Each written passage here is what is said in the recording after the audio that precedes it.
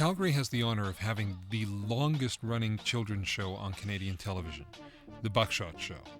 The host was a quintessential Calgarian, a friendly cowboy in a white hat known as Buckshot, who had a teddy bear sidekick named Benny. This is Benny. Just not comfortable here without my pal. Yeah. My cohort. Feel better now? Yeah, I'm All right, relax. Okay. Now I can relax. That's the bear. Yep. This is the third one. See, I can't put him on my hand without moving. I'm talking as Jim, but Benny's still moving his mouth. How are you doing that, pal? The Buckshot Show signed on the air on CFCN in March of 1967. The hosts, Ron Barge and Jim Lewis, had other jobs at the station, but would break every day at noon to do the Buckshot Show. 3 weeks after, the station established a Buckshot fan club. More than 14,000 kids were members. We had a suggestion box in the middle of the studio, and it said anybody can suggest a name for this character. And some of them I can't repeat, but somebody put the name, the two words Buckshot, Buck as the first name. And I don't think I ever knew that. Didn't you? No, I don't think. I never really knew where that name came from. While Barge essentially played himself, Lewis made and gave life to more than a half dozen other characters over the years, including Clyde the Owl, Foghorn the Firefly, Woodrow T. Beaver, Rodney the Rodent, and Heathcliff the Dragon. I remember when I was about maybe 14 years old, I think I built a ventriloquist puppet and played with that for a few months and gave that up as something I wasn't going to do. I didn't know that. See, learn something every day. I'm glad we came here. Anyway, this is the guy we're going to introduce. This is Heathcliff the Dragon. Don't call me an alligator. No, a lot of them say, "Where's the alligator? Where's the alligator?" Then he gets upset. We have to go through. I'm not an alligator. I'm a dragon. My fire's gone out a long time ago, but that doesn't make any difference. I know the feeling, to lose your fire. Yeah. No. All of the early Buckshot shows were done live.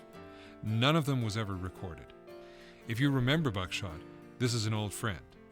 If you've never heard of Buckshot, this is what you missed. Ooh. Speaking of unbelievable things, let's have a big hand for Clyde the Owl. Quality dogs. The whole show is a quality dog, actually.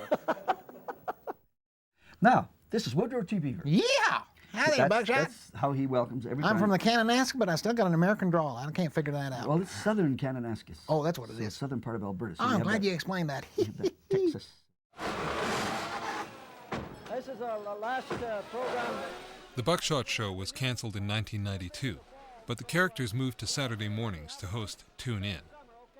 As we taped our interview in the fall of 1997, Tune In had been canceled too. Buckshot and Benny were off the air after 30 years on Calgary television.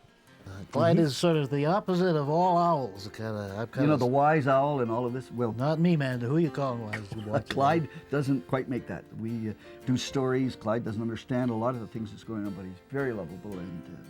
Lovable? You never said that to me before. Well, I know, but it's kind of an emotional Don't time. try and make up. It's too late, okay? After all these years.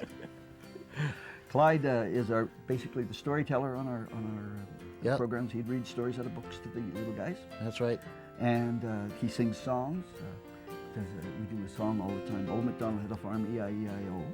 Excuse me? What was that again? Old MacDonald had a farm, E-I-E-I-O. Shouldn't it be Old MacDonald had a farm, F-A-R-M? No, we're not trying to spell the word farm when we say E-I-E-I-O. No, it's not the same number of letters, and not even... None of the letters are the same or anything. But this is kind of how Clyde and I... As you can see, we're snapping into a routine here. Yeah. There is no statue or monument to say that Buckshot and Benny were ever here in Calgary. But all the grown members of their fan club are perhaps a better legacy anyway. If a cowboy and a bear can get along, maybe the rest of us can too. As I run across the tater patch to see if my whole hand had hatched, she jumped up singing a ting, 16 chickens and a tambourine. 16 chickens and a tambourine, sing true rock, root-da-day. Funniest sight I ever seen, 16 chickens and a tambourine.